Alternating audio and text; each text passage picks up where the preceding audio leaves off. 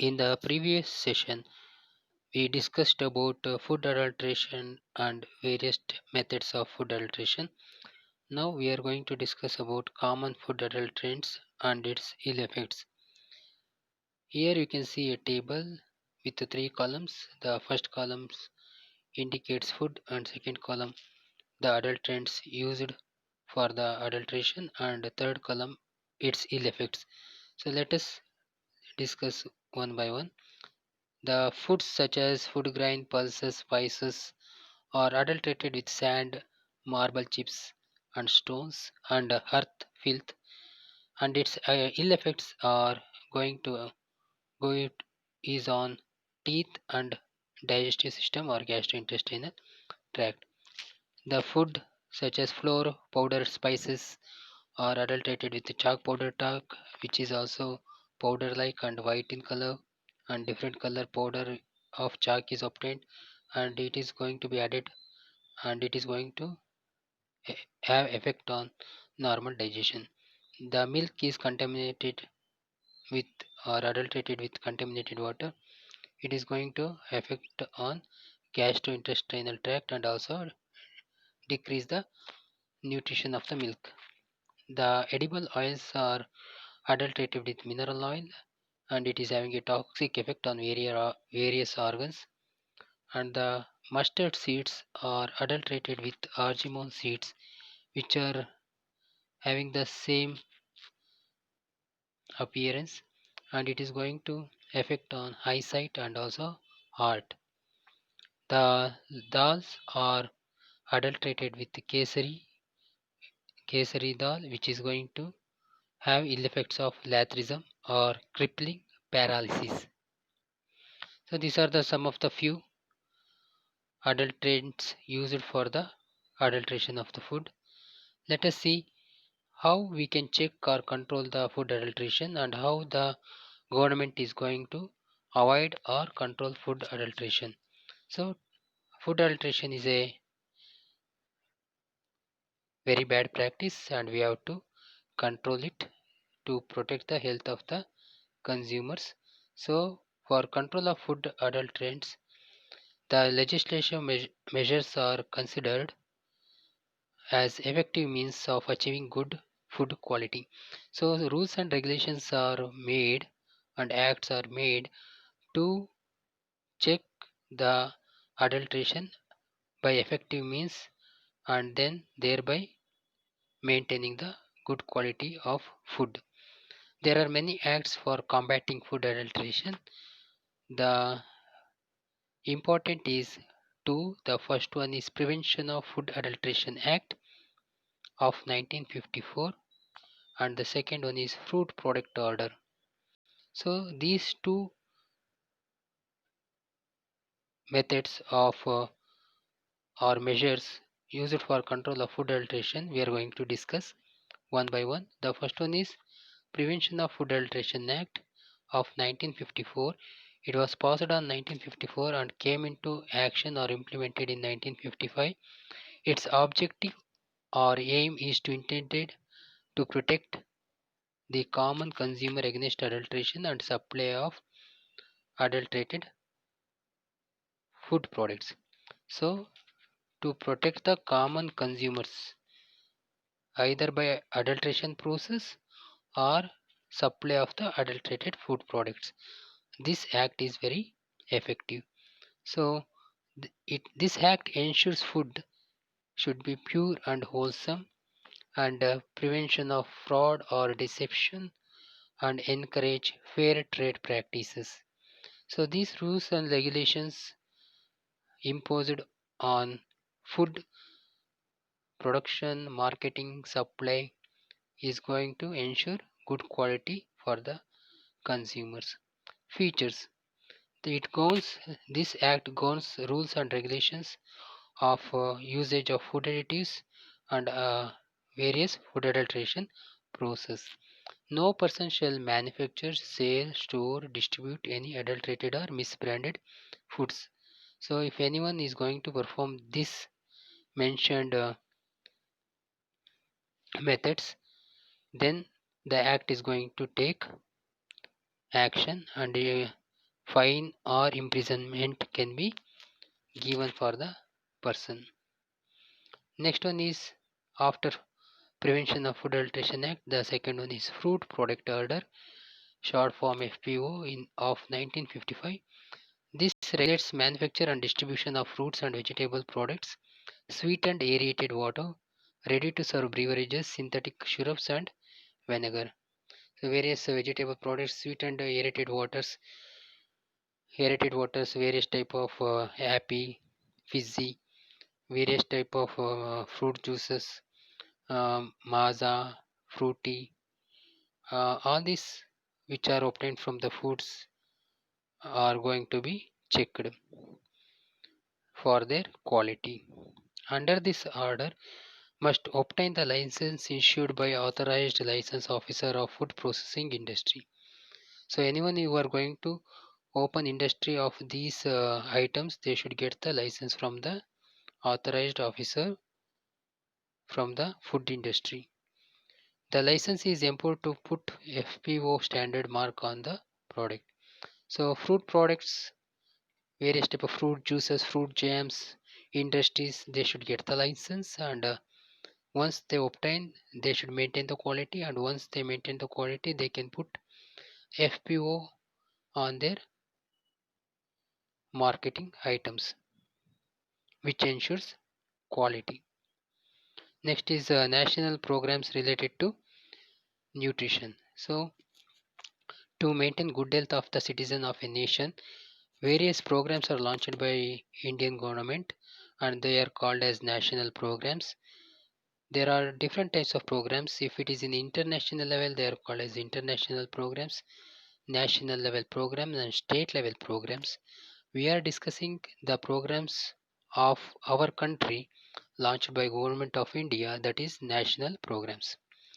So how our government is going to make its citizen healthy, and what are the programs launched to maintain the health of the citizens, let us discuss. Government of India has implemented various nutritional programs to combat various forms of malnutrition. Some of the programs are listed below. So India is suffering from various type of nutritional problems, and major nutritional problems are going to be checked or controlled by these national programs, and few of them are: first one, midday meal program, MDMP, vitamin A deficiency prophylaxis program, national iodine deficiency disorder control program, anemia prophylaxis program, ICDS, Integrated Child Development Scheme program. So midday meal program for children's, for the health of the children's or growing infants or children's. This program is launched. Vitamin A deficiency prophylaxis program for checking or controlling the deficiency of vitamin, which is related to eyesight, and national iodine deficiency disorder control program to check the iodine deficiency, which is going to affect the brain development and thyroid functioning.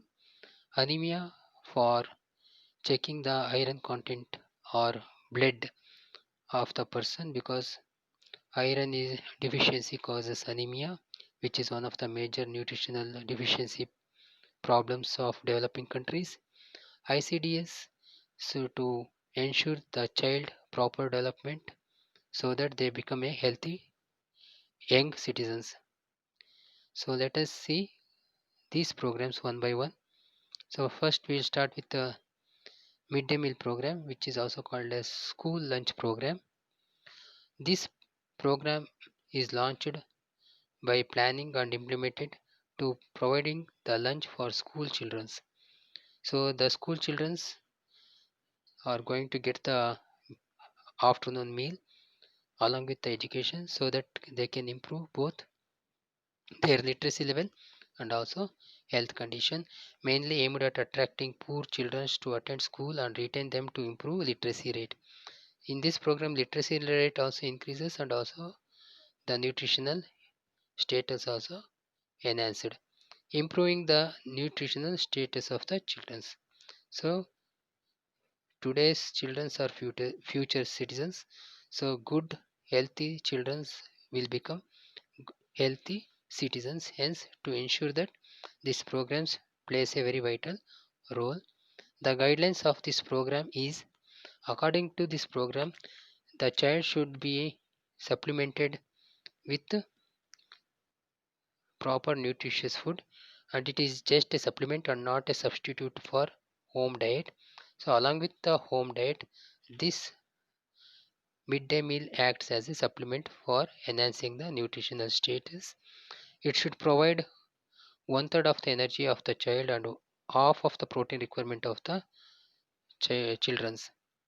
And locally available food should be used to ensure food budgeting or food planning, and then minimal cash or budget for the food. And feeding is conducted for 300 days. A minimum or at least 250 days should be given in a year under the midday meal program. Menu should be changed frequently to avoid monotony. Every day same type of food is not given for the children. A timetable is made for the diet, which is going to vary from one day to another day, so to avoid the monotony. So different nutritious foods are given to ensure very good health of the children. So let us see next, vitamin A deficiency prophylaxis program. This program is a very important program to ensure normal good sight of a person. Vitamin A is a fat soluble vitamins, and it is a major deficiency issue of developing countries where most of the food are deficient of vitamin A. It is going to affect the eyesight and eye related activities. Hence, to avoid or control the various type of eye related problems, this national program was launched, and it is a major nutritional deficiency disease in India. Vitamin A, if vitamin A is less, it results in night blindness, xerophthalmia or keratomalacia. Night blindness is also called as nyctalopia. After 6 o'clock in the dim light, the person cannot able to see. Xerophthalmia, dryness of eye, and also keratomalacia, ulcerization of cornea. It is launched in 1970 by Ministry of Health and Family Welfare, MOHFW, Ministry of Health and Family Welfare, for prevention of blindness due to vitamin A deficiency. Under this national program, children of 6 to 12 months are given single dose of vitamin A of 1 lakh international units, and for 1 to 3 years 2 lakh international units dose is given once in 6 months. That is going to ensure proper vision and avoid various eye related problems. So this is about vitamin A deficiency prophylaxis program. Next is, we are going to discuss about national iodine deficiency disorder control program, which is in short form called as NIDDCP, National Iodine Deficiency Disorder Control Program, launched in 1962. Iodine deficiency disorder. Iodine deficiency is one of the biggest nutritional disorder usually seen in hilly areas. People living in hilly areas are away from the coastal area. Coastal area is having sea, which is having a sufficient amount of iodine, and the people living near coastal area, they are having very less chances of iodine deficiency. So the hilly area, the away from coastal area, is having less iodine in the soil, air and water. Hence the people in those areas may get affected from iodine deficiency. So to check this iodine deficiency, this program is launched. Iodine deficiency is one of the major health problem in India, and around 200 millions are exposed to this risk, and 71 millions people are suffering from iodine deficiency disease goiter, which is going to affect thyroid glands. Swelling of thyroid glands takes place. So under this program, distribution of iodized salts of 15 parts per million is given for the consumers or people affecting from this goiter. Monitoring of iodine in water, soil, and food is done to ensure or to check the level of iodine. If less in the water, soil, or food, they are going to supply the supplement of iodine in the form of iodized salt. Training the health workers about the iodine requirement and its deficiency problems, and creation of public awareness by various methods, either by newspaper or radio or television advertisement. They are going to check the iodine deficiency problems, and then those areas they are going to create public awareness. We are going to continue the remaining programs in the next session. Thank you.